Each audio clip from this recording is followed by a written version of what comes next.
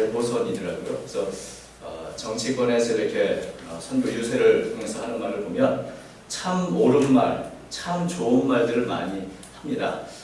이제는 가진 자를 편에 서지 않고 고통받는 서민과 약자 편에 서겠다, 뭐 이런 말씀을 하시는 분도 있고, 또 국민의 안정된 생활을 위해서 상생의 정책을 세우겠다, 이런 분도 있고. 그래서 저는 그런 공약을 쭉 들으면서 이분들이 지금까지 어떻게 하는지 몰라서 지금 이렇게 정치를 못했나 했더니 그게 아니고 다 알고 있었구나. 다 어떻게 하는지 알고 있는데 왜 하지 않았을까, 이런 생각이 들었습니다. 몰라서가 아니고 아는데 못했구나, 이런 생각합니다. 그래서 이번에 이제 공약을 드리면서 그 말만 들으면 이제 금세 뭔가 달라질 것 같은데, 우리가 해마다 또 여러 번 겪었지만 선거가 끝나면 달라지는 것은 아무것도 없습니다. 이번은 말의 장치로 끝나지 않고 정말 무언가 그들이 공약한 대로 이루어졌으면 좋겠다는 그런 바람을 또 갖습니다. 그런데 왜 이분들이 문제가 뭔지 알고 어떻게 해야 아는데도 불구하고 지금까지 이렇게 바뀌지 않았을까요? 그것은 자신이 한 말, 그 공약을 지킬 만한 희생, 그것을 위해서 희생할 용기나 결단이 없거나, 혹은 마음은 있지만 그럴 능력이 없어서 그랬을 겁니다. 그래서 정말 중요한 것은 말이 아니고 능력이다, 이런 생각을 하게 됩니다. 우리가 이번 선교에 대해서도 관심 갖고 또 좋은 분들을 세워주시도록 많이 기도해 줘야 될 줄로 생각합니다. 그런데 말만 그럴듯하고 실천하지 못하는 것은 정치인들뿐은 아닙니다. 사실 우리 자신도 그렇습니다. 누구나 선이 옳고 좋다는 것을 압니다. 누구나 정직하게 해야 한다는 것도 압니다. 그런데 우리는 그렇게 살지 못합니다. 왜 그럴까요? 선을 행하고 정직하게 살아야 하는 것을 몰라서가 아니라 그렇게 살 능력이 없기 때문입니다. 악을 행하는 사람들은 악을 행하는데 아주 탁월한 능력이 있어서 그런 것이 아니고 선을 행할 능력이 없기 때문에 그런 겁니다. 거짓말을 하는 사람은 거짓말을 아주 잘하는 능력이 있어서 거짓말하는 것이 아니라 정직할 능력이나 용기가 없기 때문입니다. 사실은 몰라서가 아니라 능력이 없기 때문에 그런 것입니다. 이것이 바로 우리 인간의 모든 나약한 모습이죠. 이것은 심지어 사도 바울도 마찬가지입니다. 로마서에 보면 사도 바울은 이렇게 고백을 합니다. 7장 15절인데요. 내가 행하는 것을 내가 알지 못하노니 곧 내가 원하는 것은 행하지 아니하고 도리어 미워하는 것을 행하니라. 내가 원하는 바 선은 행하지 아니하고 도리어 원하지 않는 바 악을 행하는도다. 원하는 선보다 원하지 않는 악을 행한, 이것이 사도 바울의 고민인 거죠. 나는 착하게 의롭게 정직하게 살고 싶은데 나는 여전히 악하고 부정직하게 살아가고 있다. 이게 사실 연약한 우리 모두의 고민이기도 합니다. 언젠가 제가 플라이트라는 영화를 봤는데 아주 재미나는 장면이 있었습니다. 한 여인이 전화를 해요. 전화를 하는데 쉬지 않고 뭔가 말을 합니다. 뭐라고 하냐면 제발 전화 받지마, 받지마, 받지마, 받지마 이러면서 전화하는 거예요. 그래서 저 사람은 뭐지? 아니 전화를 받지 않기 원하면 전화하지 말아야지. 근데 전화를 하면서 제발 받지마, 받지마, 이건 뭔가? 나중에 보니까 이 여인이 마약 중독자예요. 마약에서 늘 벗어나고 싶어 합니다. 그런데 어느 순간에 참을 수가 없는 거예요. 그러니까 마약 판매사에게 전화를 합니다. 그러면서도 마음 한구석에는 제발 받지 않았습니다. 내가 다시 마약에 빠지지 않았습니다. 이런 이제 갈등을 하는 거죠. 그래서 그런 해서는 안 된다는 그 마음, 그리고 참으로서 욕망, 이 갈등의 모습이 이렇게 모순된 모습으로 나타나는 겁니다. 그래서 저는 그 모습을 보면서 죄를 짓고 사는 우리의 모습하고 참 많이 닮았다 하는 생각을 했습니다. 사도 바울은 이렇게 모순적이고 이중적인 자신의 모습을 보면서 탄식합니다. 로마서에 보면 이렇게 되어 있죠. 오호라, 나는 곤고한 사람이로다. 이 사망의 몸에서 누가 나를 건져내랴. 내 힘으로는 할 수 없다. 곤고하다는 말의 표현이 제가 원어를 보니까요, 능력이 없다, 능력이 없는 비참한 사람이다, 이런 뜻입니다. 뭔가 내가 할 것 같은데 난 할 능력이 없구나, 나의 한계 상황에 도달했구나. 그래서 난 참 아무것도 할 수 없다. 누가 나를 건져냈으면 좋겠다, 이런 고민을 하고 있습니다. 여러분, 이게 사실 우리들의 문제 아닙니까? 능력이 없다는 겁니다. 몰라서가 아니라 능력이 없다. 사도 바울은 그런 면에서 우리가 원하는 선을 행하고 거룩하게 살 수 있는 능력을 어떻게 하면 얻을 수 있는가, 그것을 고민하던 분입니다. 그리고 마침내 그 해답을 찾았고 오늘 우리에게 그 대답을 하고 계십니다. 오늘 본문 말씀은 바로 사도 바울이 우리에게 주시는 이 능력에 문제된 해답이라고 저는 믿습니다. 11절부터 잠깐 살펴보면 이렇게 되어 있죠. 또한 너희가 이 시기를 알거니와 자다가 깰 때가 벌써 되었으니 이는 이제 우리의 구원이 처음 믿을 때보다 가까웠습니다. 사도 바울이 살던 시대나 오늘 우리의 시대나 세상은 여전히 혼탁합니다. 영적으로나 도덕적으로 어둠이 가득한 그런 시대입니다. 밤이 더 깊어졌습니다. 그런데 밤이 깊어졌다는 그 말은 그만큼 새벽이 가까워지고 있다는 겁니다. 우리가 지금 이 시기를 알거니와 자다가 깰 때가 됐다. 이것은 이렇게 밤이 깊으면 결국 새벽이 가까우고 우리가 주님 앞에 설 날이 가까워오고 있다는 그런 의미인 것이죠. 이렇게 혼탁한 세상에서 잠들어 있다가는 우리가 어느 날 갑자기 후련히 부끄러운 모습으로 주 앞에 설 수밖에 없겠다. 그러면 안 되는데, 내가 주님 앞에 이런 부끄러운 모습으로 서면 안 되는데, 이러한 위기의식, 이런 자기 정체성을 이렇게 보면서 내가 어떻게 하면 주님 앞에 바로 설 수 있을까?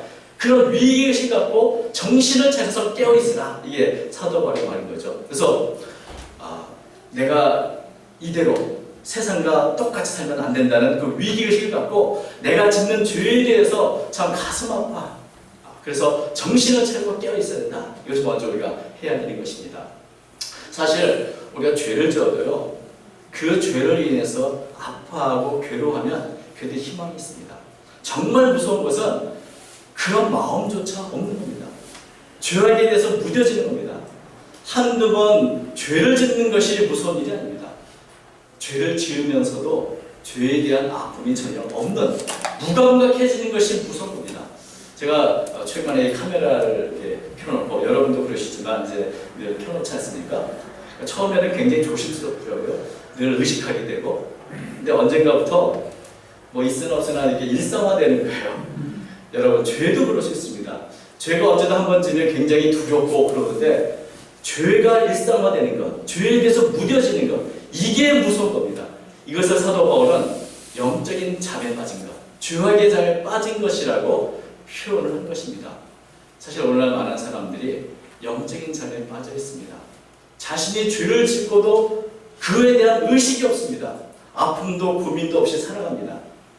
여러분, 이런 영적인 잠에서 먼저 깨어나야 한다. 깨어나서 주님 맞은 준비를 해야 한다. 이게 사도 바울에게 주시는 말씀이고, 그리고 나서 계속해서 사도 바울 12절, 밤이 깊고 낮이 가까웠으니 그러므로 우리가 어둠의 일을 벗고 빛의 갑옷을 입자.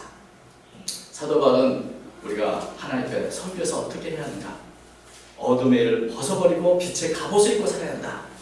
이렇게 사는 게 어떤 겁니까? 13절, 14절을 계속해서 이것을 반복해서 설명합니다. 저는 이 말씀을 보면서 마치 사도 바울이 자명정수리처럼 자고 있는 성도를 깨우기 위해서 몇 번이고 반복하는 것처럼 느껴집니다. 13절, 14절, 낮에와 같이 단정하고 방탕하거나 술 취하지 말며 음란하거나 호식하지 말며 다투거나 시기하지 말고 오직 예수 그리스도로 옷 입고 정욕을 위하여 육신의 일을 도모하지 말라. 사도 바울이 반복해서 말하는 바가 뭡니까? 육신의 일, 어둠의 일을 벗어버리고 빛의 갑옷, 바로 예수 그리스도 옷 입고 살아라, 이렇게 말씀하고 있습니다. 오늘 본문을 보면은 계속 반복되는 이 표현 중에 하나가 옷을 벗는다, 옷을 입는다, 이런 표현이 나옵니다. 그래서 옷을 입는다는 게 뭡니까? 여러분 모두가 옷을 입고 있는데 옷을 입는다는 그 표현은 우리가 옷 속에 들어가서 옷과 하나가 되는 겁니다. 거꾸로 옷을 벗는다는 것은 옷에서 분리돼서 나오는 걸 말합니다. 이건 참 비유적인 이야기죠. 그런 면에서 어둠의 옷을 벗는다는 것은 어둠의 일을 끊어버리고 분리돼서 나오라는 그런 의미인 것이죠. 우리가 벗어야 할, 우리가 끊어야 할 어둠의 옷들이 어떤 것입니까? 13절은 말합니다. 방탕, 술취함, 음란, 호색, 쟁투, 시기, 이 6가지를 말하는데 이 6가지는 사실 특별한 죄는 아닙니다.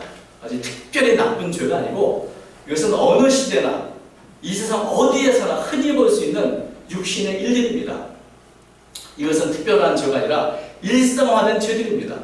어떤 면에서는 죄인지 알지 못할 만큼 정말 술 취함, 방탕, 음란, 호세, 이것은 보편적인 죄 중에 하나입니다. 사실 우리의 삶 속에 얼마나 이렇게 일상적인 죄들이 많이 있는지 모릅니다. 부정한 일도 많고 불의한 일도 많습니다. 부정직한 일도 많습니다. 근데 여러분, 세상 사람은 그러할지라도 성도들이 이러한 삶을 살고 있는 것은 하나님의 부끄러운 일입니다. 이것은 하나님을 근신시키는 일이고 하나님 영광을 가리는 것입니다. 그래서 이런 비록 일상화된 죄를 끊어버리고 세속적인 생활 방식을 끊어버리고 그 어둠의 옷을 벗어버려야 한다. 이렇게 사도 바울은 말합니다. 여기에 바로 용기와 결단이 필요한 것이죠. 그리고 사도 바울은 말하기를 이제는 어둠의 옷이 아니라 빛의 갑옷을 입자. 빛의 갑옷이 뭡니까? 바로 예수 그리스도를 옷 입는 것이다. 이렇게 사도 바울이 말하고 있습니다. 그것은 바로 마치 예수님 안에 들어가서 옷과 우리가 하나가 되는 것처럼 주님과 연합해서 하나가 되는 것을 비유적으로 말한 것입니다. 예수님과 하나가 되길 바란다. 그러면 아무리 더러운 사람이라도 좋은 옷을 입으면 그것이 보이지 않는 것처럼 아무리 약한 사람이라도 예수님의 옷을 입으면 능력으로 새로워진다. 강력한 삶, 거룩한 삶을 살 수 있는 능력을 얻게 된다. 이것이 사도 바울에게 제시해주는 말씀인 것입니다. 근데 제가 이 설명을 보니까요, 예수님과 함께 연합해서 하나가 되는 것을 이제 빛의 갑옷을 입는 것이라 이렇게 표현했는데, 이 갑옷이라는 단어가 사실은 옷을 의미하는 단어가 아니더라고요. 그래서 갑옷이라는 그 단어를 제가 원어를 보니까 무기를 의미하는 말입니다. 그래서 제가 다른 성경에는 이 똑같은 단어를 가지고 창이나 칼, 방패로 이렇게 번역을 했습니다. 고린도후서 10장에는 우리의 싸움은 무기는 육체가 아니라 이 무기라고 번역을 했습니다. 다시 말하면 빛의 무기를 입으라는 얘기죠. 이렇게 이 옷을 입는데 빛의 갑옷이라는 말은 단순히 옷을 입는 게 아니라 공격도 하고 방어도 할 수 있는 무장된 옷을 입으라는 말입니다. 적은 온갖 무기로 단단히 무장하고 있는데 우리가 벌거벗은 맨몸으로 싸우겠다. 마음은 가상하나 가능하지 않죠. 마음은 있으나 싸워서 이길 수 있는 것이 아닙니다. 우리가 싸워 이기려 한다면 우리도 그에 알맞는 준비를 해야 하지 않겠습니까? 그것이 바로 빛의 갑옷을 입는 것입니다. 제가 군에도 있어봤지만 전투화를 신기만 해도 태권도 초단은 된다 이런 말이 있습니다. 전혀 태권도 모르는 사람도 이 두꺼운 전투화만 제대로 신어도 무서운 게 없는 거죠. 지능타이든 무슨 여러 가지 가시가 많은 그런 방식까지 걸어갈 수 있습니다. 그만큼 이 전투 능력이 전투만 신어도 향상되는 것이죠. 제가 예전에 보니까 슈퍼 히어로, 우리가 아는 슈퍼맨이나 스파이더맨, 배트맨 이런 사람들, 이제 그 사람들 가운데 어떤 옷이 최고의 옷인가? 이것을 미국에서 앙케이트 조사를 한 적이 있습니다. 그러니까 우리가 잘 아는 슈퍼 히어로는 싸우는 데는 도사 아닙니까?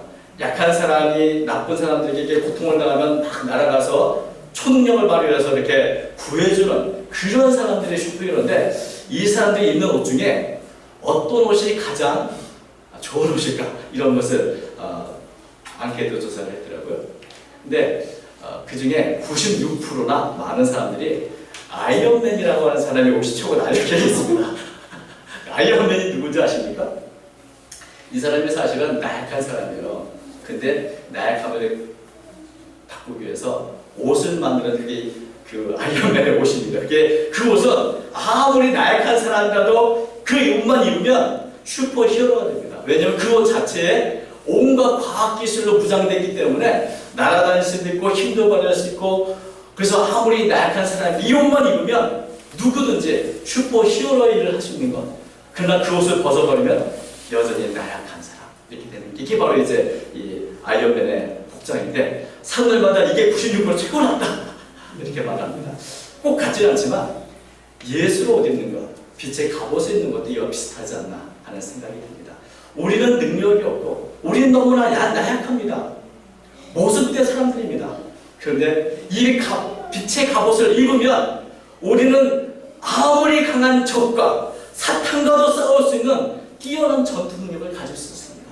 내 능력이 아니라 예수 그리스도의 능력으로 우리는 거룩한 삶을 살 수 있습니다. 아무리 더럽고 추한 삶을 살던 사람일지라도 예수 그리스도로 옷 입을 때 우리는 거룩한 사람, 성전의 삶을 살 수 있는 것입니다. 문제는 바로 이 옷을 우리가 입어야 하는 것입니다. 사도 바울에게 제시하는 것이 바로 이겁니다. 죄로 인해서 고통당하는 사람들에게 빛의 갑옷을 입어라. 그리스도로 옷 입어라. 그래야 너의 능력이 아니라 그리스도의 능력으로 살아라. 사도 바울은 그것을 자신이 경험했던 그런 사람이었고, 또 이렇게 경험했던 많은 사람들이 있습니다. 그 중에 대표적인 사람이 어거스틴이죠. 어거스틴은 진리를 찾고자 무단히 노력했던 사람입니다. 그와 동시에 여전히 죄악 속에서 방탕한 삶을 살았던 사람입니다. 우리처럼 모순된 사람이었습니다. 마음으로는 진리를 찾고 거룩하게 살기로 하지만 실제로 삶은 방탕하게 폐륜적으로 살아갔던 사람이 이 어거스틴입니다. 자기 자신에 대해서 나는 왜 이렇게 죄에 무력한가를 고민했던 사람입니다. 마치 사도 바울처럼 말입니다. 이 우리가 어거스틴이 쓰는 게 참회력이 있지 않습니까? 그래서 보면 제 8권 12장에 이렇게 기록해 있는데 그거 제가 그대로 좀 읽어드리겠습니다. 어거스틴의 고백이죠. 그러나 나는 여전히 내 죄의 포로인 것처럼 느껴졌습니다. 그래서 이렇게 비통하게 부르짖었습니다. 나는 언제까지 내일 하려 합니다. 왜 지금은 안 되는 건가? 나는 왜 이 수치스러운 나의 추한 죄를 청산하지 않는가? 나는 내내 울면서 이렇게 자문했습니다. 내 마음속에서 가장 비통한 슬픔이 눈물로 쏟아진 것입니다. 그러다 난데없이 나는 근처 어떤 집에서 들려오는 어린아이의 노래소리를 들었습니다. 그것은 소년의 음성인지 소녀의 음성인지 모르겠으나 집어서 들어 읽어라, 집어서 들고 읽어라 하는 후렴이 계속 연극으로 들려왔습니다. 그때 나는 곰곰이 생각해 보았습니다. 어린아이들이 이런 노래를 부르면서 노는 어떤 게임이 있나 보다. 그러나 저는 이런 것을 들어본 기억이 없었습니다. 나는 눈물을 그치고 일어났습니다. 이것은 바로 성경을 펴서 내 눈이 처음으로 머무는 구절을 읽으라는 하나님의 명령일 것이라고 생각이 들어서입니다. 나는 성경책을 옮겨지고 폈습니다. 나는 조용히 내 눈이 처음으로 닿는 곳을 읽었습니다. 방탕과 술 취하지 말며 음란과 호색하지 말며 쟁토와 시기하지 말고 오직 주 예수 그리스도로 옷 입고 정욕을 위하여 육신의 일을 도모하지 말라. 나는 더 읽고 싶지 않았습니다. 그럴 필요가 없었습니다. 내가 그 구절을 읽는 순간 확신의 빛이 밀물처럼 내 마음속으로 밀려들어오고 모든 의심의 어둠이 사라지는 것 같았습니다. 바로 이 어거스틴이 오늘 본문의 말씀을 읽을 때 빛의 갑옷을 입는 경험을 했던 것입니다. 자신의 힘이 아니라 그리스도의 능력을 덧입는 경험을 하게 됐습니다. 그래서 그 그리스도로 옷 입고 페르나 어거스틴은 자신의 지난 모든 옛생활을 종지부짓고 거룩한 삶을 살 능력을 받게 되었습니다. 그래서 우리가 잘 아는 거룩한 사람 성 어거스틴이 되었던 것입니다. 이것은 단지 바울이나 어거스틴의 이야기만 아닙니다. 그 누구라도 그 누가 연약한 자라도 그리스도로 옷 입으면 빛의 갑옷을 입으면 어거스틴처럼 바울처럼 거룩한 삶을 살 능력을 얻을 수 있는 것입니다. 문제는 우리가 빛의 갑옷을 입는가 입지 않는가에 달려 있습니다. 늘 우리는 나중에 하겠다 생각합니다. 지금은 여전히 어둠의 옷을 입고 있으면서 나중에 내가 그리스도의 옷을 입고 빛의 갑옷을 입고 거룩한 삶을 살아야지 라고 생각합니다. 여러분, 그러나 성경은 우리가 뭐라고 말씀합니까? 베드로서 4장 10절 보면 너희가 음란과 전욕과 술 취함과 방탕과 향락과 무법한 우상 숭배를 하여 이방인의 뜻을 따라 행한 것을 지나간 때로 족하다.